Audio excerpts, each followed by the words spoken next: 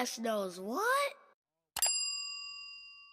Hello and welcome to Big Dash Knows. Big Dash knows what? New York Giants football. Let's go. You see the thumbnail, Evan Neal. Yes, I'm doing a video about Evan Neal, but wait before you click off. Before you click off, give me a second to explain myself. This video stems from a tweet from Ryan Dunleavy. Now, Dunleavy is the beat writer for the New York Post for the New York Giants. He put out a tweet saying that the New York Giants are being resisting moving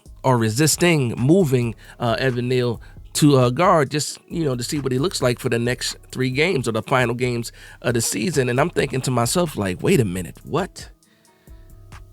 This is the perfect time, the perfect opportunity to see what you have in real games with Evan Neal at guard. Now, I know he has not taken any guard snaps actually in his whole career with the New York Giants, but he did play guard a little bit at Alabama. And for me, I'm sitting back like, this is the perfect opportunity to try this guy out at guard in real game situations where for the New York Giants, these games really don't matter.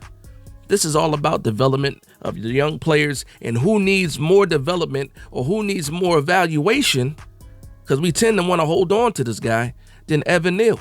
It does not make sense to me that the New York Giants will not take advantage of this opportunity right now. But again, we already know when it comes to decision making, the New York Giants have not been the best decision makers, for a while now.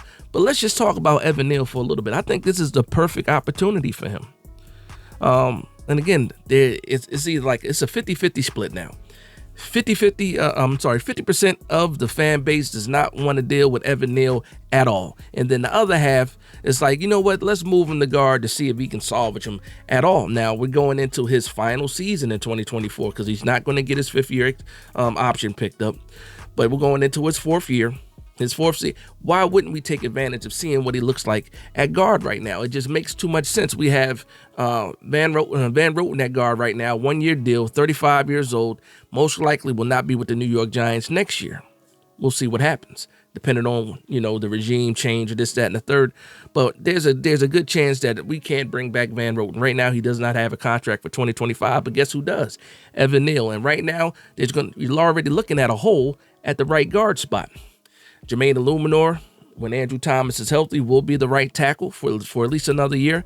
So right now, it's just the perfect opportunity to go ahead and move Evan Neal to see what he looks like at right guard. Runyon is the left guard, of course, but we have a hole at right guard. And if you have so much faith still in Evan Neal, why don't you move him to guard like some other teams have done with some other players in the past, and I'll get to that a little bit later. But let's just talk about the stats for 2024, because right now people are saying that Evan Neal has shown some improvement. Shout out to Carmen Brasillo. That's the only change we have, because Evan Neal has been Evan Neal. He was dealing with Bobby Johnson for his first 2 years. He's now had Carmen Brasillo, and also he has not played a lot this season in comparison to a lot of other people. But let's get into these stats right now. In 2024, Evan Neal, an overall grade of 67.4, and this is according to PFF. Overall grade of 67.4, that's 45th.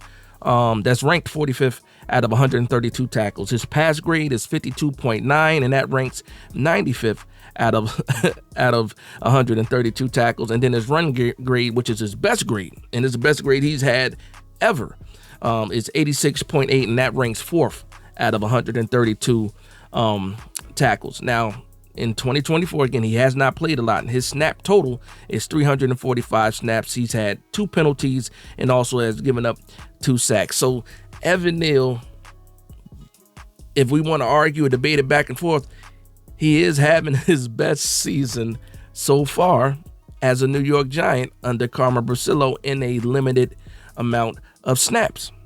Let's not be fooled by that. Yes, okay, he's better than what he was, but he's still not where he should be, especially as a top 10 pick in the NFL draft. Now, let's go back to 2023 and look at his numbers from 2023. So his overall grade in 2023 was 39.8, and that was 132 out of 137 tackles. Pass grade was 38.5, and that was 124th out of 137 tackles. And then his run grade was 51.1, and that was 105 out of 137 tackles. Now, that was with Saquon Barkley in the backfield. That's with Saquon Barkley back there. Snap total was 460 snaps, so that's already 100 more. 120 more than what he's had in the 2024 season. 5 penalties, and he gave up 2 sacks last year. And he was injured last year as well. Now, that's another thing when it comes to Evan Neal. How can you depend on Evan Neal? Just injury-wise, your best ability is your availability, and we've seen him be injured. Now, this year is a little bit different because he had somebody better playing in front of him. Now, it took Andrew Thomas to get hurt for Illuminor to slide over to the left side and Evan Neal to get some burn now. But again, when you look at some of these numbers, it's not good. Now, if we go back to 2022, that rookie season, overall grade was a 44.1, ranked 133 out of 140. Pass grade 47.5 and that's 114th out of 140. And then the run grade was 48.2. 119th out of 140. He had 738 snaps, 7 penalties, and 7 sacks. Now, this is Evan Neal in a nutshell. Nowhere near what you expected him to be when you drafted him 7 overall.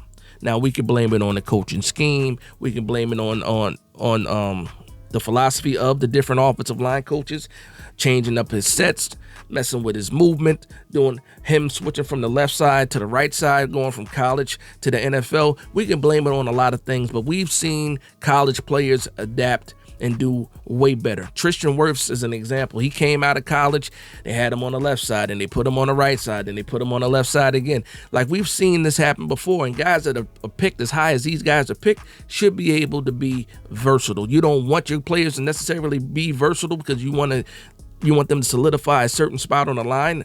Yes, if they can play multiple positions, that's better, but that's more for your depth guys, in my opinion. But for me, I'm sitting back thinking about the New York Giants again. You are 2-12. You are 2-12. The season is over. We don't know what's going to happen with Van Roten. Is he going to retire? Are we going to be able to bring him back? Do we want to bring him back? But we're sitting here looking at Evan Neal, knowing that we have Jermaine Illuminor for another year, and knowing that he's a better option at right tackle, but we still don't want to see what he has at guard. At least not in this Atlanta game, but in the last 2 games moving forward. And guess what? Maybe he gets his butt whooped in the Atlanta game, or maybe we look so bad in the Atlanta game that they decide, you know what, let's just take this chance to see what he looks like. Maybe that happens. We'll see what happens. But this is just a wasted opportunity, in my opinion, for the New York Giants. And I want to bring up one example. I want to bring up another name, Mekhi Becton. Mekhi Becton was another big tackle coming out of college, coming out of Louisville.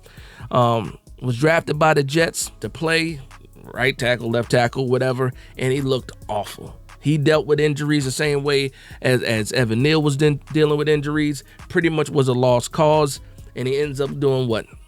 Going somewhere else. But not only did he go somewhere else, he also changed his position.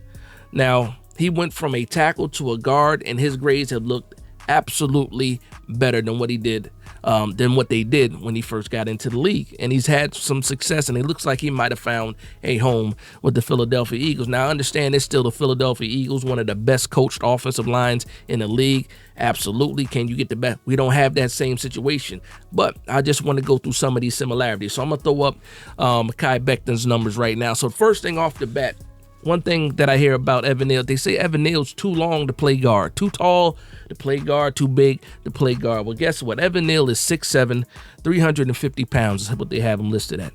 Mekhi Becton is 6'7", 363 pounds. Now, and also, I think Evan Neal is a little bit more well put together than Mekhi Becton is. Actually, it looks that way. But when I look at Mekhi Becton, I see this.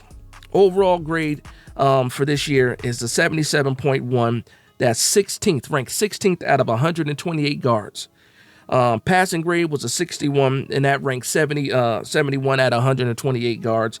And then his run passing grade is 78.1, which ranks 15th out of 128 guards. Now, he's not a world beater when it comes to being a guard, but that is absolutely the numbers that you want to see. From a guy that was supposed to be a tackle, left tackle for a franchise, to get moved around, dealing with injuries. Then gets placed or finds a home with the Philadelphia Eagles. They solidify him as a guard and not a tackle anymore, and you see his numbers go up, and he has pretty much the same frame as Evan Neal, weight, height, and I even think, like I said, Evan Neal is a better athlete than him. Why not make that change? Why not see what you can get out of Evan Neal at the guard spot? It just makes too much sense to me. But right now, the New York Giants have not been making good decisions, and we can add this as one of those decisions that they have not, or that they have not even tried to do.